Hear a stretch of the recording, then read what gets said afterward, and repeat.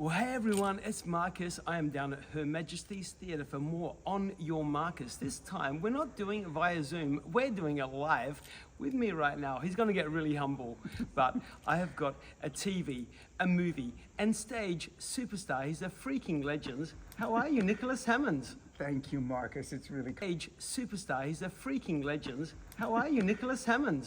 Thank you, Marcus. It's really kind of you, and it's great to see you again. This is great. Well, last time we were doing it by phone. This time it's That's like right. we're true mates. I And mean, here we are sitting together. down having a coffee, and well, we're not really having a coffee, but we we're could if we a wanted. kind of figurative coffee. And I love coming to Adelaide. You know, when I was here with Rocky Horror, it was such a pleasure being at the festival, but I've always wanted to work at Her Majesty's. So It's this amazing. is, well, I mean, I was here when it was the old Her Majesty's before the renovation, when many, many years ago I did a play here, but to be back and see what a beautiful theater it is. Incredible. And I was just here just the other night seeing Lisa Simone doing the songs of Nina Simone. Oh my gosh. Literally just last Saturday night. It was amazing. How And then I'm back fabulous. here this weekend for you guys. Are you going to come and see us? I'm going to come and see. So it's called Agatha Christie's, and then there were none, everybody. But before we chat about that, let's go back way to the start. You know, That's a long way back. 1965, you were in a movie that kind of went okay. I mean, it's not memorable, really, let's face it. But Sound of Music, I don't know if you've heard about it, you guys. still kind of- 1965, Friedrich, wow. Yes, I know. It was amazing, and it still is, Marcus. That's the extraordinary thing, is that that film just won't go away. We're about to have our 60th anniversary, and there are huge celebrations all over the world. In Salzburg, I was in Florence, Italy 2 weeks ago for a little celebration with the rest of the actors who played the Von Trapp children, and we're all still great friends, and it's fantastic. It's been a real gift to me in my life, having been a part of that film. Do you ever speak to Julie? Once in a great while. I worked with her. We did a two-person show around Australia, and of course when she came out and directed My Fair Lady, the director of our play, Robin Nevin, was in that show, and I saw Julie 2 or 3 times during the course of My Fair Lady, and went and visited her at her house in New York as well. So yeah, I mean, you know, of course she's older now and she likes to stay home, but she likes having people come to visit her. Yeah. And you know what? In the days that we live in now, where everything's getting remade, there's sequels and all this kind of palaver. Thank goodness they haven't touched Sound of Music. Oh my God. Just I keep leave it saying alone. the same thing. I keep saying, please don't anybody in Hollywood think it's a great idea, because my answer to that is, you find another Julie Andrews, then you can make it. Exactly. But until you find a Julie Andrews, you're really making a major mistake. Exactly. Now, I don't know if you know this, but I'm going to actually surprise you because I've done my research. I'll Don't bet you you worry have, about that. But Marcus. today, just in case you don't know, is International, because you know how these days there's an international day for everything. Everything. Today is International Day of Spider-Man. You're joking. I'm not even kidding. Well, When I how was- wonderful that we get a I chance know. to celebrate it So together. this man right here was the first man to play Spider-Man in the movies, not just once, but with the 2 sequels as That's well. right, we did, and then a television series. So I have the great privilege and joy of having created the role of Peter Parker, Yeah. who had never been played before. And so I feel such pleasure when I see this kind of billion-dollar industry that has now spawned, and that we started it all with those little movies we made. But you know, I still have people particularly from England and from Europe, who tell me when they were kids, they were taken to the cinema by their parents, and they saw me in The Amazing Spider-Man.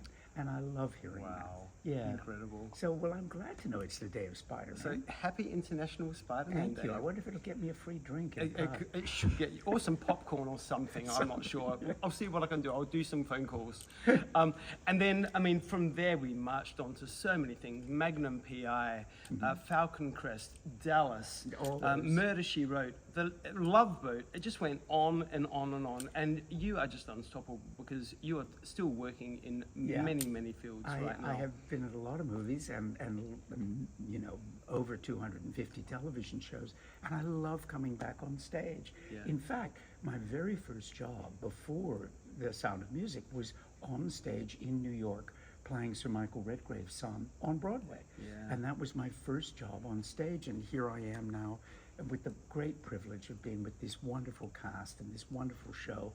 and we're only here for 2 weeks, but I think Adelaide audiences are going to love it. They've loved it all across the country, and I know it's a great play. The feedback and the reviews I've been seeing so far Very good. in the eastern states, just terrific. Yeah. So like we said, everybody, Agatha Christie's And Then There Were None runs from the 2nd of August right through to the 16th of August at Her Majesty's Theatre, which is where we're seated right now. I mean, fingers crossed, this is where I'm going to be seated on Sunday night for opening night. Well, because this is a good spot. I expect I to might see put you just a afterwards. little reserve sign right You here. should, because you can see everything from here. Now, And Then There Were None. So what's it all about? I mean, Okay. obviously it's a classic novel. I can't tell you obviously the ending because it's a murder mystery, but as you can see from looking at the set, it's this beautiful mansion and it's set on an island off the coast of England, and all these people have received invitations to come there for the weekend, and they're not really sure why. They don't know the guy who owns it, but they all turn up. 10 people turn up, and the owners aren't there, and they think, well, what's going on? And then before too long they start realizing this is not good, and there's no way off the island. Oh, man. And they start realizing this is very, very dangerous, and there is a very dangerous person on this island who is starting to kill them one by one.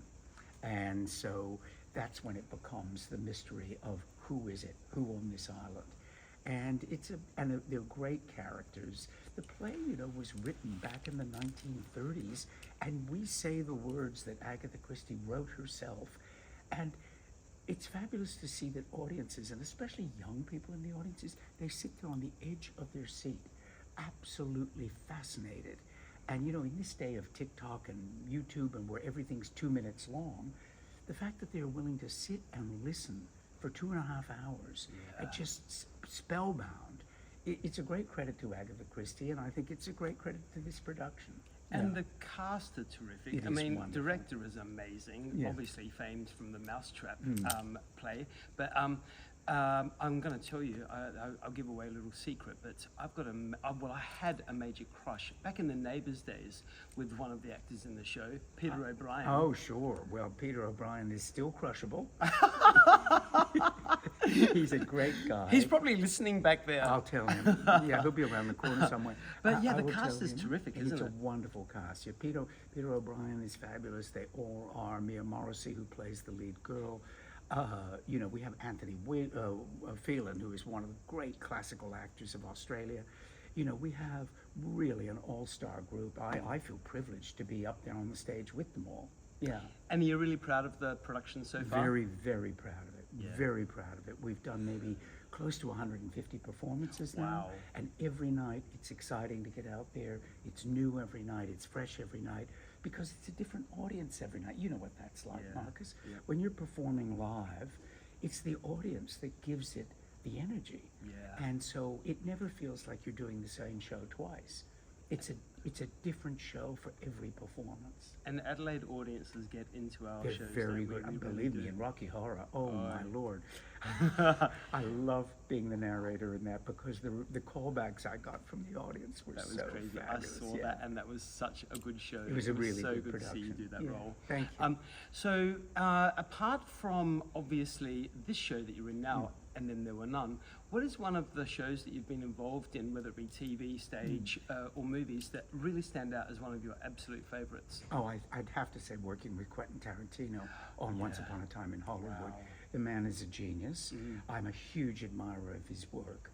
And the chance to work with Leonardo and Brad and Margot and that group of actors on that film, and the way in which Quentin shot it, which was with total respect to the old Hollywood and the old way of making films. And the fact that he asked me to be a part of that, I felt so honored. And it was a thrilling set to work on. And so, without question, Once Upon a Time in Hollywood is one of my favorite jobs I've ever had. Yeah. Nicholas Hammond, sitting down with you is an absolute privilege. I Thanks, feel Marcus. absolutely honoured. You're an Well- absolute legend. And above all of that, a really, really nice guy. Well, that's very kind of you, and I hope to see you at opening night. I will definitely I'll see be you here. at the party afterwards. Everybody, Agatha Christie's And Then There Were None, Yeah, from come. the 2nd of August to the 16th of August. That's right. If you don't come for the play, come at least for Nicholas. He's a legend, everyone. You've been watching Marcus on Your Marcus with Nicholas Hammond, and I'll see you for more really soon. I'll see you at Her Majesty's.